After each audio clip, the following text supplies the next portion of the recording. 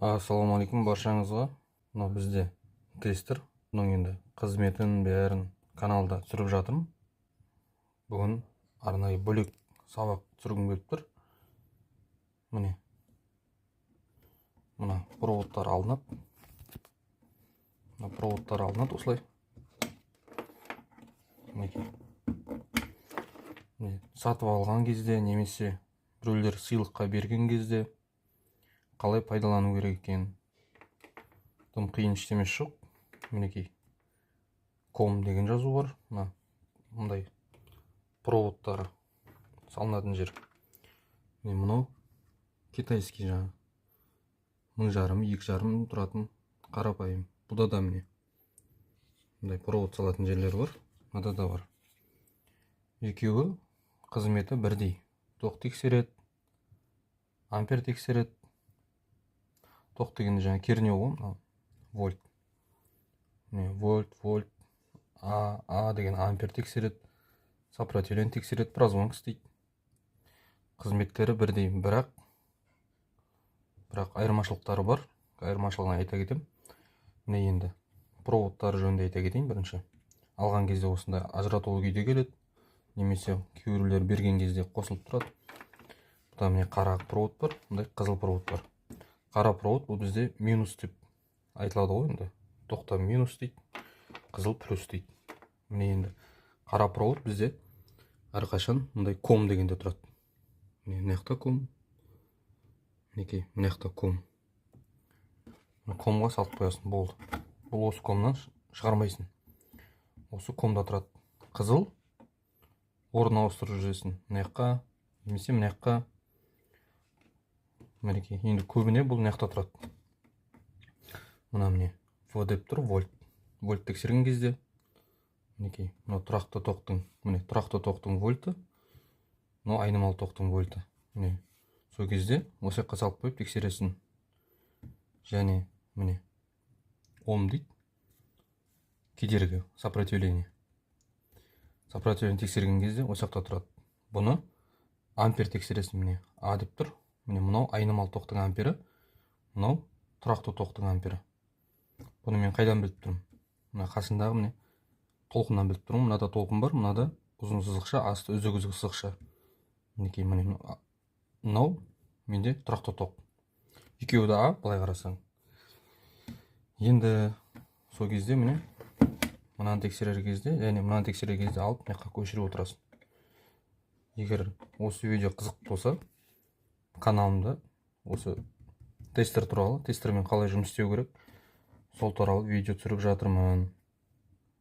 Мына видеоға жолығып жатсаңыздар, бұны енді тіркеліп, осы сабақты көріп жатқан адамдар біледі.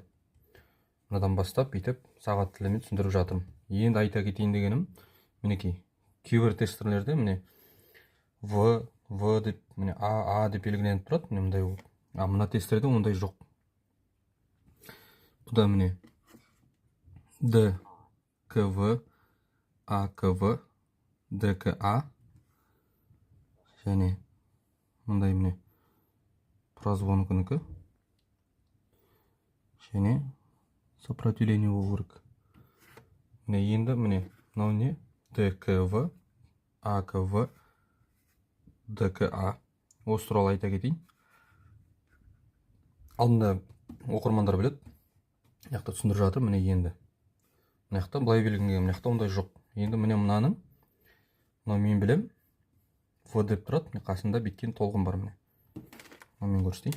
Мінекей В қасында біткен толқын бар. Көрдіңіз бе? Бұл менде толқын айнымалы тоқ дегенді білдіреді менде.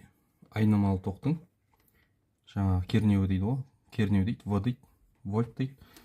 В деген бұл әлемдік тіл ғой. Енді мен осыған қойсам,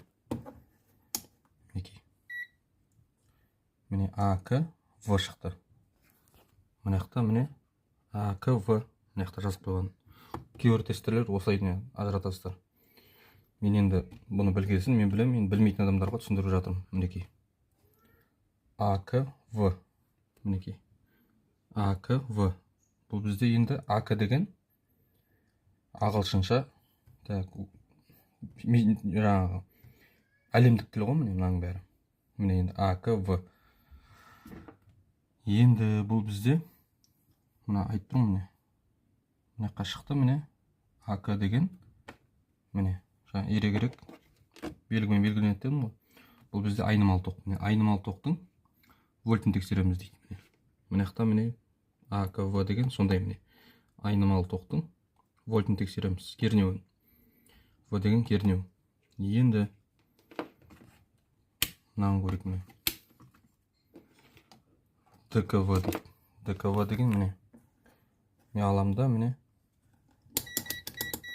Мінекей. Мынау да міне енді мен жаңа айтып кеттім ғой. Үсті ұзын сызықша, асты үзік. Бұл бізде ДК деп тұрған осы міне. Мінекей ДКВ. Міне. ДКВ. ДКВ деген, ДК деген бізде тұрақты ток. Алдыңғы видеоларды, егер видео қызық болып, қызығушылық танытып жатсаңыздар, алдыңғы видеоларды қарасаңыздар, жаңағы айнымалы ток не екенін, тұрақты ток не екенін бәрін түсіндіріп жатырмын. Мінекей енді ДК бізде тұрақты ток. Міне тұрақты токтың вольтін тексереміз. Міне ДКВ. Енді ДКА дейді. ДКА дейді. Мінекей енді ДКА. Міне ДК дегенім жаңа айтып кеттім ғой. Мінекей жаңада айтып жатырмын, тұрақты ток. Мінекей енді міне белгісі міне тұрақты токтың ампері. Міне қойдым. Мен мына жақта мінекей қойдым. Мінекей қойдым. Міне ДКА дейді. Еще мына жерде менде М деген шықты.